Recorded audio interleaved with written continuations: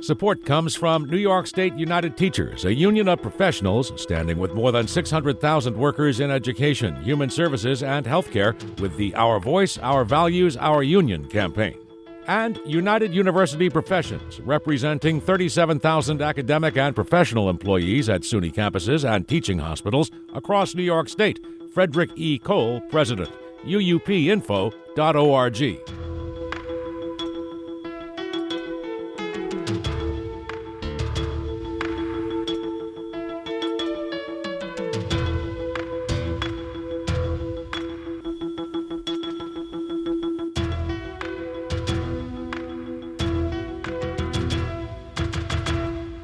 It's the Capital Connection. Hi, I'm Alan Chartock. Joining us this week is Yancey Roy, best first name in all of journalism, the Albany Bureau Chief for Newsday. Welcome, Yancey. Thanks, Alan. Okay, so I'm asking you this. How about the Ethics Commission, the so-called Ethics Commission? Now, I don't like to preempt the guest, but I will tell you that the ethics commissions in New York State are a big fat joke. You know, they appoint them, the governor gets the most appointees, and then everybody says, oh, that's a joke. That stupid thing is a joke. And then they say, we're going to get another one. And they get another one. It's also a stupid thing.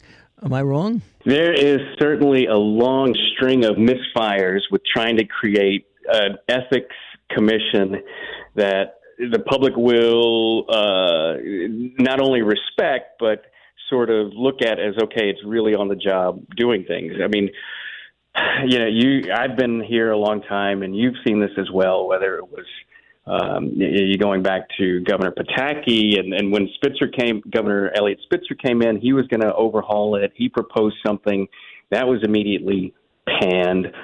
Governor Cuomo came in 2011. He was going to change it, but of course, there's always the problem of appointments and who has the most appointments and how it will report.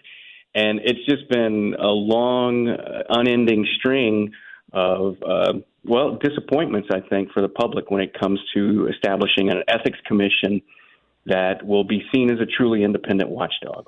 Well, of course, we understand this. We understand it both in the legislature, right, and the governorship. The last thing those people want is any kind of ethics reform, which is going to hold them more responsible. I mean, it's disgusting. Well, you know, it sort of falls into that area where who's going to be responsible for it. I mean, in sort of general, you've got some things that can happen. You've got the Albany County District Attorney's Office has occasionally at times had cases that center around the Capitol. But at the same time, the Albany County District Attorney's Office is more focused on Albany County and sort of more specific immediate matters there. The Attorney General's Office has sort of a limited amount of capacity for going into, political corruption or the legislature or the governor sorts of things. And then, so some of this falls to the State Ethics Commission. But most recently, in the last few days here, we saw a high-profile matter where the Ethics Commission decided to not or voted against issuing a subpoena to look into the issue of whether Larry Schwartz, the governor's one of his former top aides, acting as also the vaccine czar, and whether there was anything to the allegations that he pressured people to trade political loyalty for vaccine deliveries. And that's something that's been in the newspapers, and one of the Ethics Commission members tried to press the Ethics Commission to look into it, and he was outvoted there. You know, one of the things, Yancey Roy, that has always amused me about the way that the whole thing works is that nobody wants anybody looking over their shoulder. Nobody wants anybody to say, oh, you did the wrong thing there, or we don't think this is right. And now there has never been a better time to look at the way in which this plays out with the governor of New York State. I mean, he gets the most votes on the Ethics Commission. Almost everybody went along with giving him some kind of a stricture. And instead, what happens is his people vote as a bloc not to proceed and not to sanction him at all. That's not good. Well, again, it's like I say, it's always been a troubled history for the Ethics Commission, sure, no matter what governor who's sort of been there. And even at times where you had legislators who were sort of under the microscope of the Ethics Commission. And you get tangled into, you recall a few years ago, there was a debate about at the Ethics Commission about whether to look into issues involving former Speaker Sheldon Silver. And it came to light that some of his appointees on the commission didn't want to do that. So you've always got these ties where you've got commission members are appointed by either a House leader or a governor. And then, are they going to actually, the question starts to arise, are they going to ever vote to look into things that involve the person that appointed them, which is, again, goes back to the structural hamstrings that are sort of applied to the Ethics Commission. Yeah. You mentioned the Albany County District Attorney. I found that very interesting. By way of information, he is a regular participant on WAMC. I thought I should mention that. And I just love the guy. But in any case, I know what goes on there. See, since the capital is Albany, that means his jurisdiction extends to all of the potential crimes that may have happened among legislators and governors in Albany. But what they do, and I know this to be a fact, is they starve his office. So instead of giving him the money he needs to really, rein them in, they give him no money in order to operate the way, for example, that New York City operates. Have you anything to say about that?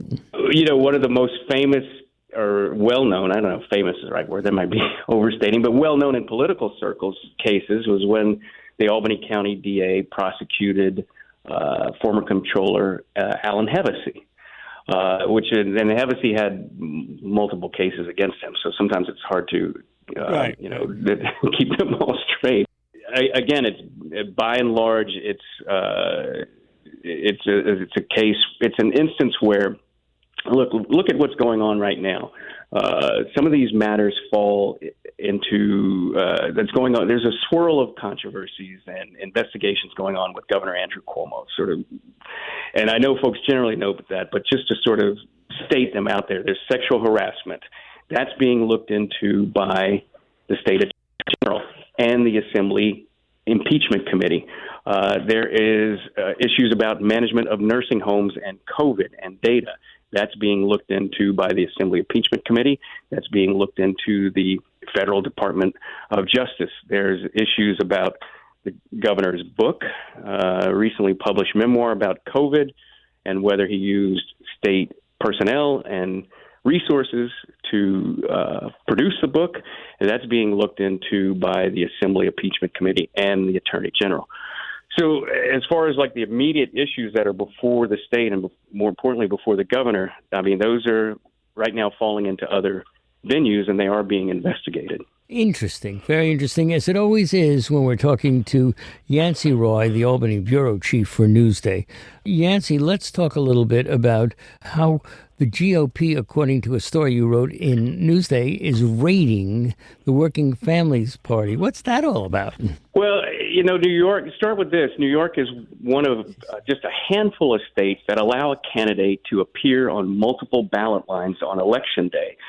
Alan Chartock, you could be listed as a Democrat, a Republican, a Working Families Party member, a conservative. You could, as many as you can, endorsements you can lock down. Right. You could be listed that many times. So that's sort of the starting point here. So what happens is these parties have multiple ballot lines, and they're very important in close races.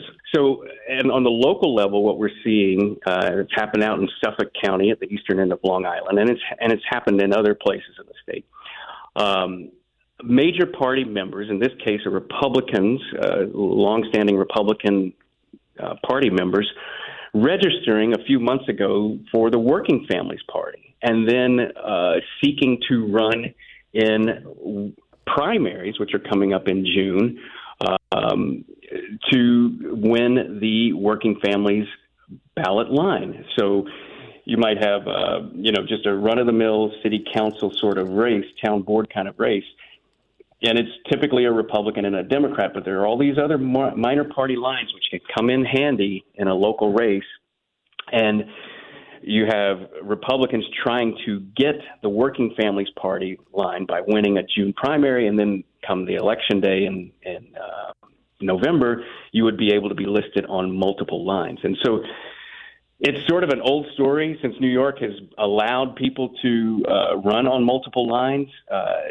this is not, out of the blue. It's happened before. I mean, you go way back. There were complaints in Albany County in the 90s that Democrats were sort of raiding the conservative party line. They were Democrats who were changing their enrollment to conservative for the sole purpose of influencing the endorsement of the party and that ballot line for when it came to the November elections. It's hardball. It's political hardball for sure, but it's not illegal.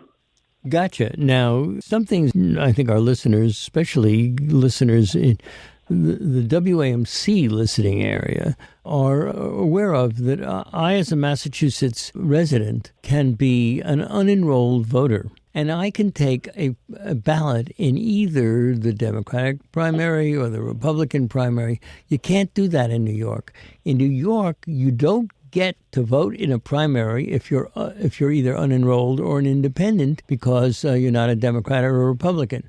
I've always thought that that's just wrong. I'm wondering what you think. Well, it's one of those issues where instead of directly changing that law in New York and allowing an unenrolled or what an independent voter vote in Republican or Democrat, the way they sort of tried to get at that problem is changing the dates and the sort of the deadlines for switching parties to be able to vote in a primary.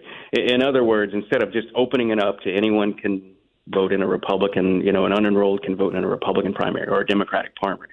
What they've done is shorten the window for you to change your party and still be able to vote in the primary. A long time ago, New York had one of the most strict, or rather the strictest laws in being able to do that. If you wanted to vote in a Democratic or a Republican or whatever primary, you had to change your affiliation more than a year in advance, which most people weren't necessarily thinking that far ahead. Oh, I'm going to vote in next year's Democratic primary. And now it's just switched to a few months, and the idea that would sort of free up people to make that decision and decide to join in the primary. It's not the same as what you're saying happens in Massachusetts, or for that matter, New Hampshire, because, that often comes into play in the New Hampshire presidential primary, the first primary of the cycle. But as right now, there doesn't seem to be any momentum to completely open it up in New York, like in some of the New England states.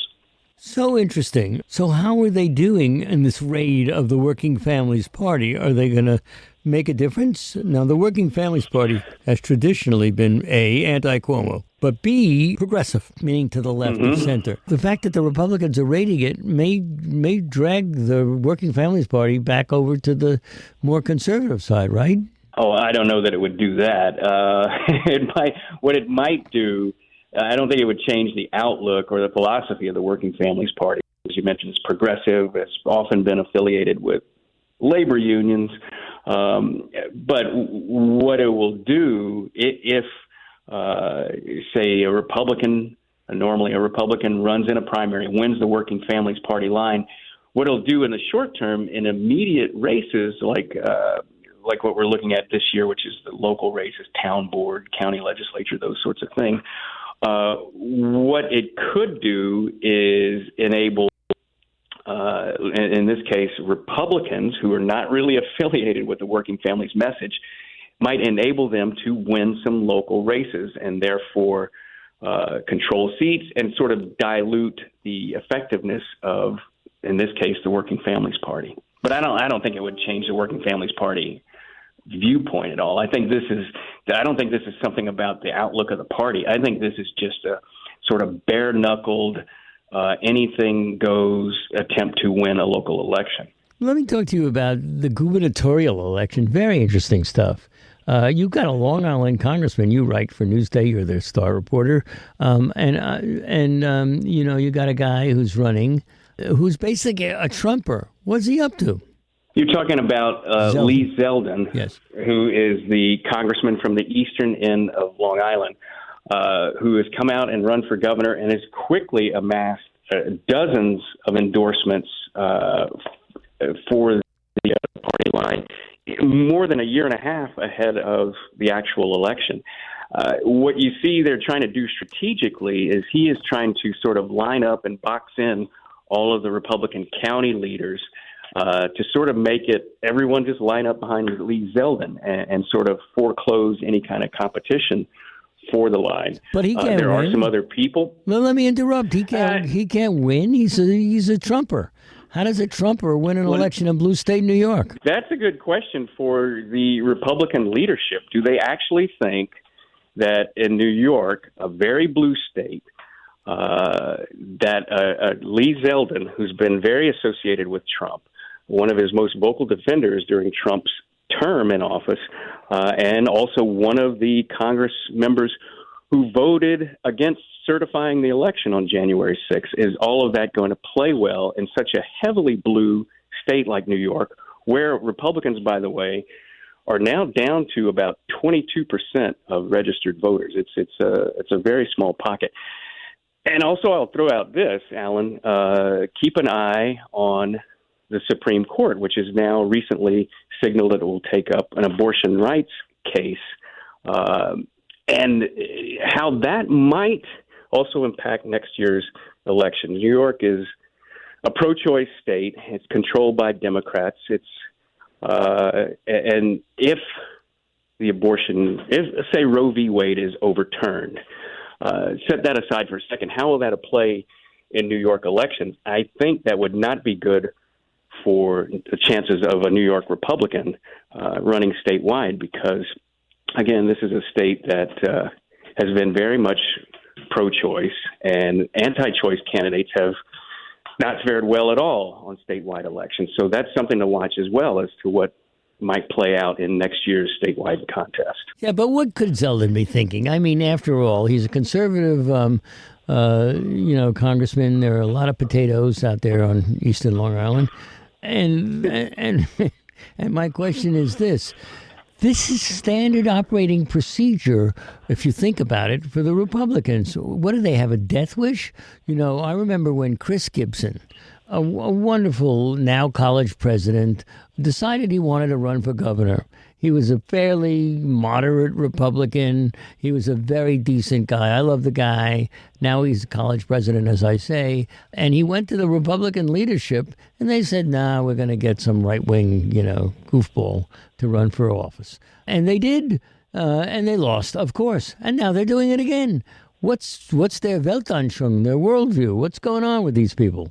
You look at other northeastern states that are traditionally Democratic, our neighbors, Massachusetts and Vermont, and they are both led by Republican governors right now. And in each case, what the Republican leadership in those states did was sort of pick a moderate, pro-choice Republican who might be able to appeal to a lot of middle-of-the-road voters. And it's been successful. Yeah, but this guy's no moderate. Zeldin's no moderate. Well, let me get to my point. Get to my point, which is it's a good question for New York Republicans. Why don't you follow the Charlie Baker model? Sure. Why don't you follow the Phil Scott model? It's proven successful in other sort of heavily Democratic states. And yet, time and again, the New York Republicans have chosen not to go that way. Now, you're also asking, in a way, what could possibly be the path to victory for Lee Zeldin? Right now, Governor Cuomo has been heavily damaged by all of the investigations that we talked about. I think that they are seeing Cuomo as damaged, and he's been here 12 years, and people are tired of him, and maybe that provides us with a path to knock him off. But again, you go back to the fact that New York is heavily Democratic. Republicans are 22% of the electorate. And running someone who's affiliated with Trump, and Trump is not popular in New York State, those are all major, major roadblocks to any sort of path to victory. But again, lots of things can happen. But yeah, there are major roadblocks. Look, Yancey, it seems to me that what Zeldin and his fellow Republican right-wing county chairs and others are thinking is this is a time when, Andrew, as you suggest, Cuomo is so unpopular that anybody can beat him. That's just wrong. That won't happen. I mean, I voted for the Republican candidate for governor in Massachusetts, Baker, because he was that as a moderate. Now, you're right. George Pataki ran 3 terms as a Republican in New York State, but he was, for want of a better word, a moderate, or in some people's words, a nebbish. He was a guy who, just didn't mean a lot. They were tired of Mario. They were tired of Democratic politicians. So they were going to do what Massachusetts does all the time, the bluest state in the country. They were going to put in a moderate Republican, and people would vote for them. But that's not going to happen in New York State with a Lee Zeldin, that's for sure. Well, you talk about 1994 when George Pataki upset Mario Cuomo. And a lot of Republicans are looking at that as a possible repeat. Obviously, the Cuomo name, 3 terms, those sorts of big factors. But playing field was very different in 94 when Pataki won. The voter enrollment advantage for Democrats wasn't nearly what it is now. It was roughly 3-2, about 60-40. The Republicans were more competitive. George Pataki was a moderate, or I should say ran as a moderate. He was pro-choice. The Republicans in 94 across the nation had one of their best years in history.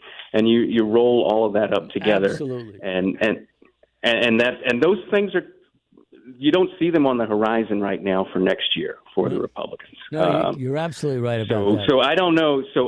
I know that they're talking about the 94. Could we repeat 94? And that's aspirational, but some of those factors are just not quite there as we sit here in 2021. Let's talk about Tish James. Now, this is fascinating stuff. She hasn't missed a step. She's worked extremely hard, and she's getting a lot of credit. She's been gutsy about Cuomo and about everybody else. The real question is, how long is it before people know who she is, which is a big problem for her as the state attorney general? State attorney generals often struggle to get name recognition and to get known by the public.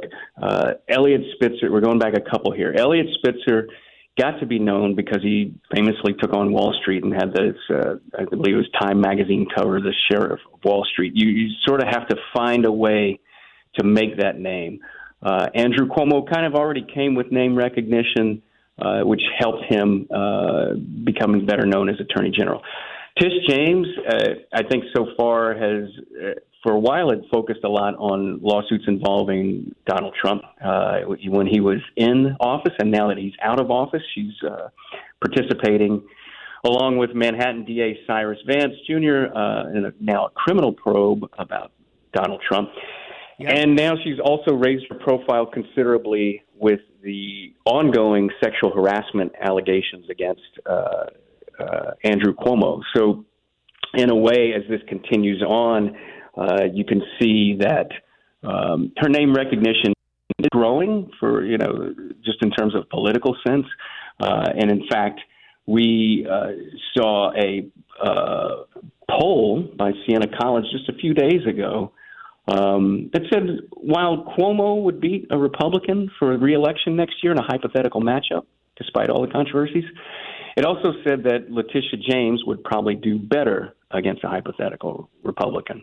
So, there are signs that through the cases involving Trump, involving Cuomo, that Tish James' name recognition is becoming better among New Yorkers. Sure. Here's the question, Yancey Roy. Does she have the guts to take him on in a primary, to take Andrew on in a primary?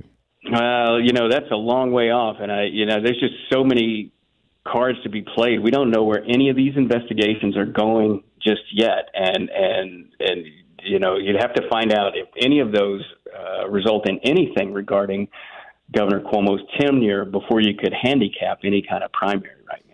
Now, Yancey Roy, I only have about a minute, but I wanted to ask you about the COVID vaccine incentives. The idea of paying for their college education, which Cuomo has now advanced on a lottery basis. So does this thing fly, or does it seem kind of desperate? New York and all sorts of states are trying to offer all kinds of incentives to get people to vaccinate, to sort of get to that herd vaccination rate, herd immunity, rate that will keep COVID-19 at least under control. It's interesting, all the links that they're trying to do: lottery tickets, lottery for school, free tickets to the Yankees, free tickets to basketball, some places a free beer or whatever. I think that it's a sign that folks are going to, governors in every state are trying to do whatever they can to sort of combat what's been a little bit of a vaccine slowdown in the last month or so. So New York is not unlike anybody else in that sense. Yancey Roy, always wonderful to talk to you. You are terrific. We are out of time. Our guest, ladies and gentlemen, has been Yancey Roy, the Albany Bureau Chief for Newsday. Yancey, once again, thanks for joining us. Thanks, Alan. Always appreciate it. And I always appreciate you.